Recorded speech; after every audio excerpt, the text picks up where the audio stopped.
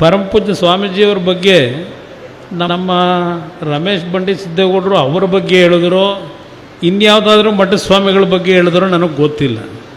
ನಾವುಗಳು ಪರಮಪೂಜ್ಯ ಸ್ವಾಮೀಜಿಯವರಿಗೆ ನಿಮ್ಮ ಆದಿ ಸರಿ ಇಲ್ಲ, ಸರಿಪಡಿಸ್ಕೊಳ್ಳಿ ಅನ್ನೋ ಮಟ್ಟಿಗೆ ನಾವು ಬೆಳೆದು ಬಿಟ್ಟಿದ್ದೀವಿ ಅಂದರೆ ಅಲ್ಲಿಗೆ ನಾನು ಏನು ಹೇಳಬೇಕು ಗೊತ್ತಿಲ್ಲ.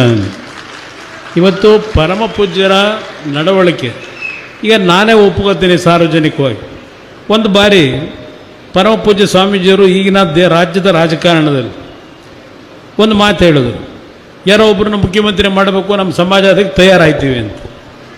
ನಾನು ಆ ಸಂದರ್ಭದಲ್ಲಿ ಸ್ವಾಮೀಜಿಯವ್ರಿಗೆ ಹೇಳಿದೆ, ಏಕೆಂದರೆ ಅವರ ಮಾತನ್ನು ಹೇಳಿದಾಗ ಮತ್ತೊಂದು ಸಮಾಜಕ್ಕೆ ಸೇರಿದಂಥ ಸ್ವಾಮಿಗಳು ನಮ್ಮ ಸ್ವಾಮಿಗಳ ಬಗ್ಗೆ ಲಘುವಾಗಿ ಮಾತನಾಡೋದು. ನಾನು ಒಂದೇ ಮಾತು ಹೇಳಿದೆ, ನಮ್ಮ ಸ್ವಾಮೀಜಿಯವರ ವ್ಯಕ್ತಿತ್ವ ಎಲ್ಲೋ ಇದೆ.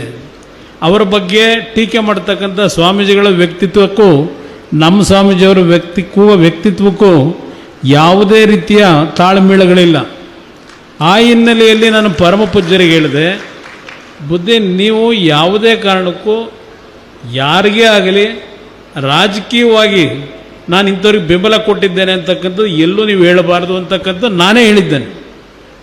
ಅದು ನಾನು ಸಹ 2 ಬಾರಿ ಮುಖ್ಯಮಂತ್ರಿಯಾಗಿ ತಪ್ಪುಗಳನ್ನು ಮಾಡಿದೆ, ನಾನು ತೆಗೆದ್ರು. ಆಗ ನಾನು ಸ್ವಾಮೀಜಿಯವ್ರ ಹತ್ರಕ್ಕೆ ಹೋಗಿ ನಾನು ಬುದ್ಧಿ ನೀವು ನನ್ನ ಪರವಾಗಿ ನಿಲ್ತಿರೋ ಇಲ್ವೋ ಅಂತ ಕೇಳಿದ್ನ. ಅದು ಸ್ವಾರ್ಥ ಆಗ್ತದೆ. ಪರಮ ಪೂಜ್ಯರು ಅವರ ಒಂದು ನಡವಳಿಕೆಯನ್ನು ನಾನು ಹತ್ತಿರದಿಂದ ಗಮನಿಸಿದ್ದೇನೆ. ನಾವು ಯಾರೂ ಅವರನ್ನು ದುರುಪಯೋಗ ಪಡಿಸ್ಕೋಬಾರ್ದು. ನಾನು ಕೊನೆಗೆ ಸ್ವಾಮೀಜಿಯವ್ರ ಮನಸ್ಸಿಗೆ ಅದು ನೋವಾಗಿದ್ದರೆ ದೇವೇಗೌಡರು ಒಂದು ಮಾತು ಹೇಳಿದ್ರು ನನಗೆ, ಪರಮ ಪೂಜ್ಯರ ಬಗ್ಗೆ ನೀನು ಮಾತನಾಡಬಾರ್ದಾಗಿತ್ತು.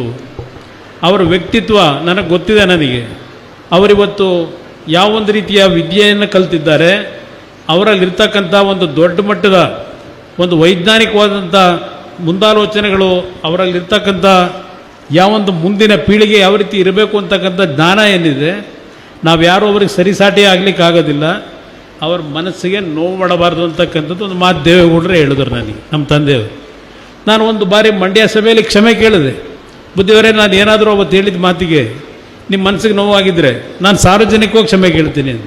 ನನಗೆ ನಮ್ಮ ಸ್ವಾಮೀಜಿಯವರ ಬಗ್ಗೆ ಯಾವುದೇ ರೀತಿಯಲ್ಲಿ ಸಾರ್ವಜನಿಕವಾಗಿ ಯಾರೂ ನಮ್ಮ ಸ್ವಾಮೀಜಿಯವರು ತಪ್ಪು ಮಾಡಿದ್ದಾರೆ ಅಂತಕ್ಕಂಥ ಒಂದು ಬೆರಳು ತೋರಿಸ್ತಕ್ಕಂಥದ್ದು ಆಗಬಾರದು ಅನ್ನೋದಷ್ಟೇ ನನ್ನಲ್ಲಿರ್ತಕ್ಕಂಥ ಒಂದು ಸ್ವಾಮೀಜಿಯವ್ರ ಬಗ್ಗೆ ಗೌರವ ಇಟ್ಕೊಂಡಿರ್ತಕ್ಕಂಥದ್ದು. ಅದರಿಂದ ಇಲ್ಲಿ ನಾನು ರಮೇಶ್ ಬಂಡೆ ಸಿದ್ದೇಗೌಡರಿಗೆ ಹೇಳೋದು, ಸ್ವಾಮೀಜಿಯವರಿಗೆ ನೀವು ಹಾದಿ ತಪ್ಪು ಹೋಯ್ತಾ ಇದ್ದೀರಿ ಅಂದ್ಬಿಟ್ರೆ ಅರ್ಥ ಏನು ಎಲ್ಲಾದರೂ ಉಂಟಾ?